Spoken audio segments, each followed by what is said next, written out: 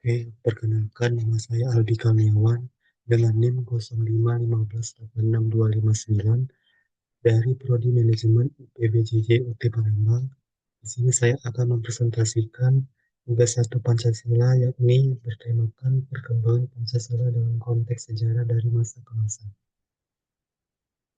Oke, Pancasila adalah pedoman bagi bangsa Indonesia dan juga Pancasila resmi ditetapkan sebagai dasar negara bangsa Indonesia pada tanggal 14 Agustus 1945. Pada awal kemerdekaan 1945 sampai 1949 ditandai dengan penetapan Pancasila sebagai dasar negara, namun penerapannya menghadapi tantangan berat berupa upaya penggantian ideologi seperti PKI Madiun dan juga Darul Islam Tentara Islam Indonesia. Oke, ini penjelasan mengenai PKI Madiun dan juga Darul Islam Tentara Islam Indonesia. Republik Indonesia Serikat 1949 sampai 1950. Jadi, Pancasila ini tetap diakui sebagai dasar negara dalam Konstitusi RIS 1949. Namun, penerapannya mengalami tantangan akibat pengaruh liberalisme. RIS ini juga dibubarkan dan Indonesia kembali ke bentuk NKRI, di mana Pancasila ditugaskan kembali sebagai dasar negara dalam Undang-Undang Dasar Sementara 1950. Selanjutnya yakni demokrasi liberal atau parlementer 1950 sampai 1959. Jadi, penerapan Pancasila pada masa ini diarahkan menjadi ideologi liberal yang menekankan kebebasan individu. Nah, puncaknya itu terjadi pada 5 Juli 1959 di mana Presiden Soekarno mengeluarkan dekret Presiden untuk kembali ke Undang-Undang Dasar 1945 yang menandai berakhirnya sistem parlementer.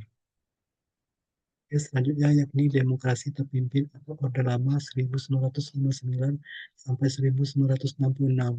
Jadi, periode ini diarahkan pada konsep Nasakom, nasionalis, agama, dan juga komunis yang sering kali menyimpang dari nilai murni Pancasila akibat kuatnya pengaruh komunisme.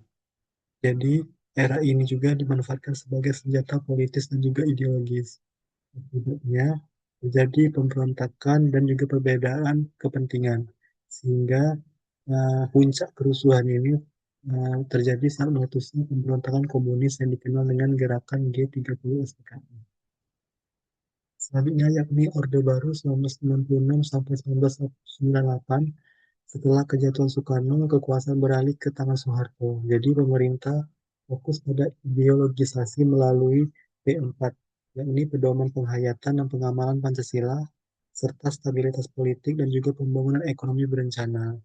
Namun, pelaksanaan kebijakan ini menyeleweng dari nilai-nilai luhur Pancasila, sehingga puncak kegagalan Orde Baru ini juga terjadi pada masa krisis moneter dan juga aksi demonstrasi mahasiswa besar-besaran pada tahun 1998, sehingga memaksa Soeharto mundur pada 21 Mei 1998.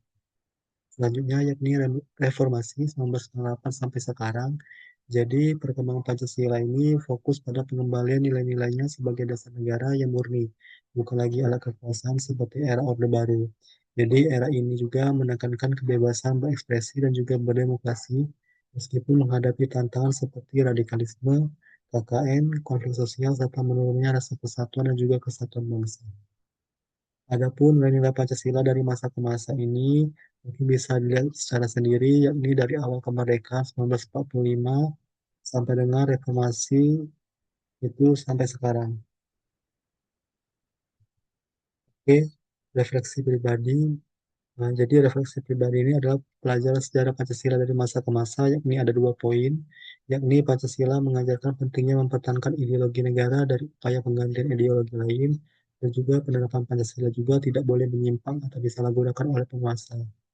Selanjutnya, ini relevansi bagi generasi muda saat ini, yakni generasi muda perlu menggunakan nilai Pancasila sebagai panduan etika dalam berinteraksi di media sosial, dan juga Pancasila mendorong pemikiran kritis dan juga kreatif yang memastikan kemajuan teknologi sejalan dengan karakter bangsa. Oke, perkembangan Pancasila ini dari masa ke masa menunjukkan dinamika yang kompleks, di mana penerapannya sering disesuaikan dengan kepentingan politik pemerintah yang berkuasa. Meskipun diwarnai dengan pemberontakan, ideologi lain mungkin, dan hingga radikalisme, Pancasila tetap terbukti menjadi perekat bangsa yang kokoh yang berperan sebagai dasar negara dan juga panduan moral. Referensinya ini saya ambil dari buku Panduan Pancasila, juga jurnal yang saya dapatkan dari Google. Mungkin bisa dibaca sendiri. Oke, terima kasih. Oke, itu saja presentasi saya. Semoga presentasi saya jelas dan juga paham apa yang saya sampaikan. Sekian, terima kasih.